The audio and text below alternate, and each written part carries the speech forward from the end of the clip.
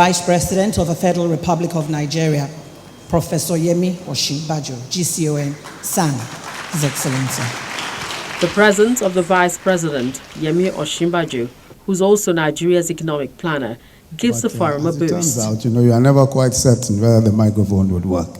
He reiterates the fact that states should leverage their natural endowments to create wealth with backing from the federal government, especially in the area of agriculture. Number 5, which is dramatic considering the Vice President touches on one of the major needs of Nigerians and even foreign investors, which is the provision of stable power supply. Some of what I've seen in our efforts to get to the point where we have a viable power sector is just the capacity to get things done sometimes, just that capacity to do things, to actually get things done. There's policy, there are institutions and all that. But sometimes just between the policy, the institutions and actually doing it, there just always seems to be a drag. And I think that's something that we need to work very closely on. We need to work very hard on. Because sometimes you see, for example, we have installed capacity of close to 12,000 megawatts of power, right? But it was only, I think, in November or so, and February, that we're able to generate as much as 5,000 and put as much as 5,000 out there in the grid, which is the highest the country has ever generated in its history. But there is room for so much more because the installed capacity is already there. But a lot has happened in the past few years with several of the projects. I would also want to suggest that states can do a lot more in terms of generating power. And I think that we can write the regulations or rewrite some of the regulations in such a way that the states can generate more power. At the moment, we know that most states are doing, for instance, Lagos State is doing IPPs or has IPPs that are about between 10 and 12 megawatts of power.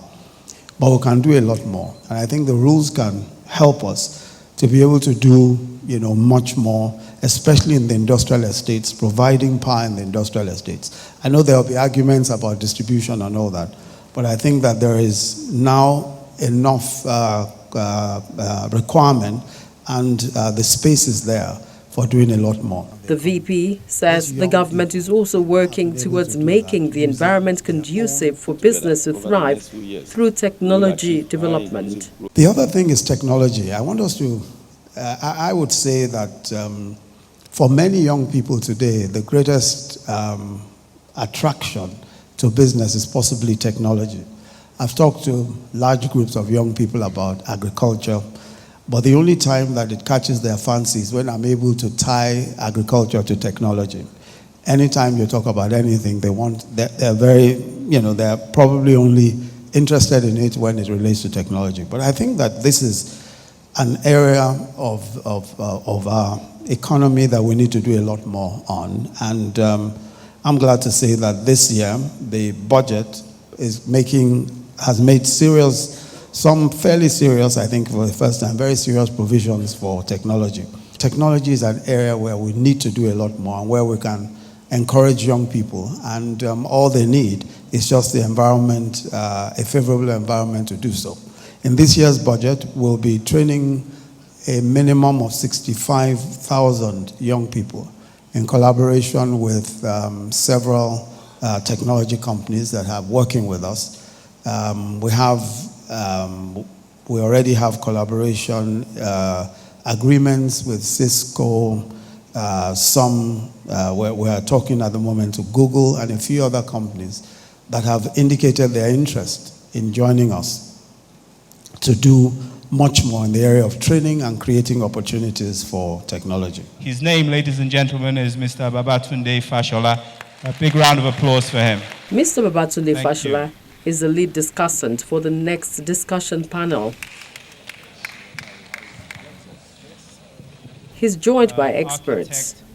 The Power, Works and Housing Minister recalls the development strategies the Bikunle administration started out with, especially through the demolition of illegal buildings to create space for development. Mr. Speaker, The tripartite minister considers a strategic management of the environment to achieve sustainable infrastructural projects. Investments in infrastructure do three broad things. They catalyze the economy, and I will explain how I see that. They increase capital appreciation and therefore expand existing wealth and help new wealth also to emerge. And then they become the driver for sustained recurrent income. Now, very quickly, in terms of economic catalysis, every infrastructure intervention by man almost inevitably involves the use of land. So, from my current responsibility as Minister for Power, Works and Housing, every time we need to build either a transmission line or a housing estate or indeed a road, it requires acquisition of land.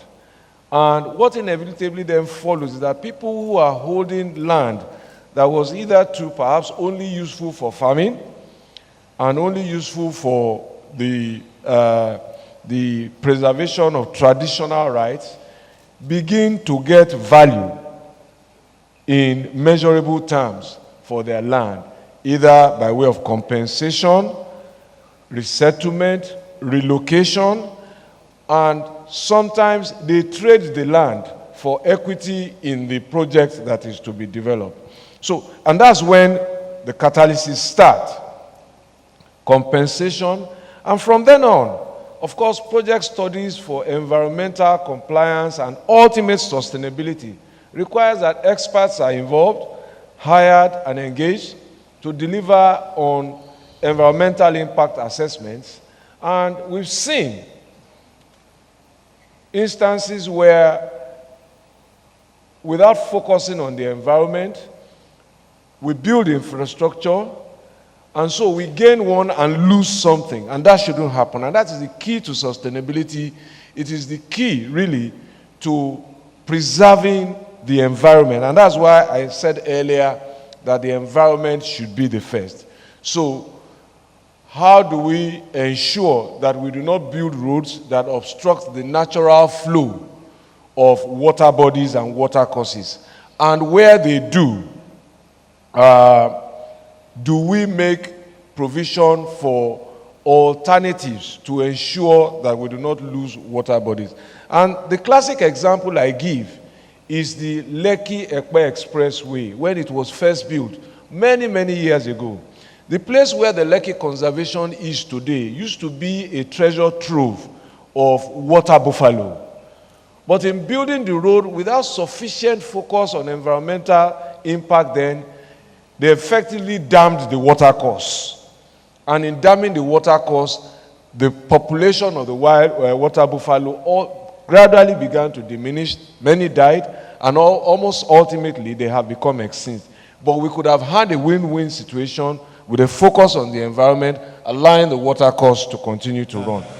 We'll take over from there. Thank you.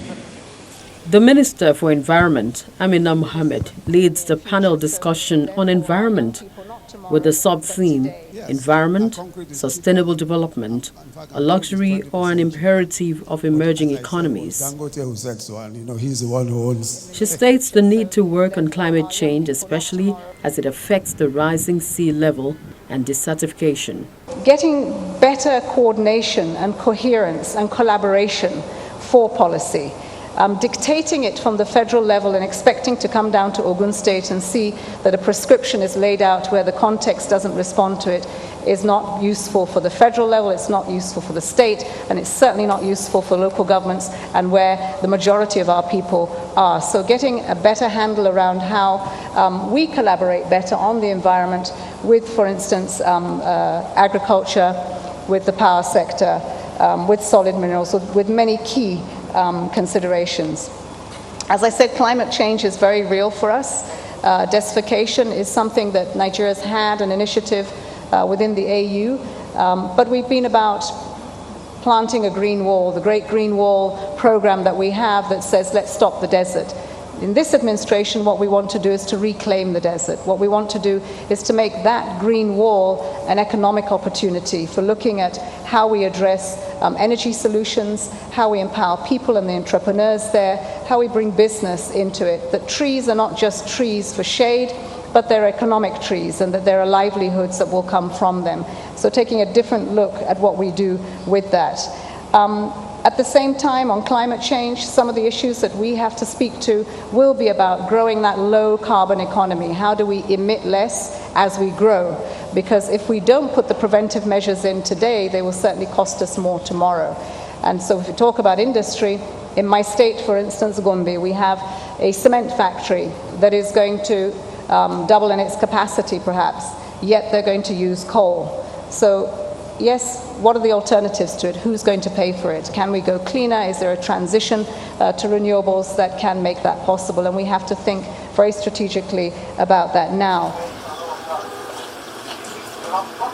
The second plenary session focuses on the agricultural opportunities available in Ogun State, some of which include cocoa, oil palm, rubber, maize, cassava, rice production, which needs to be tapped into. Which failed to pay, that's an unfortunate development, really. The Minister of Agriculture discloses that the federal government is set to engage every part of the country in the cultivation of crops and tendering of animals for effective diversification into the agricultural sector.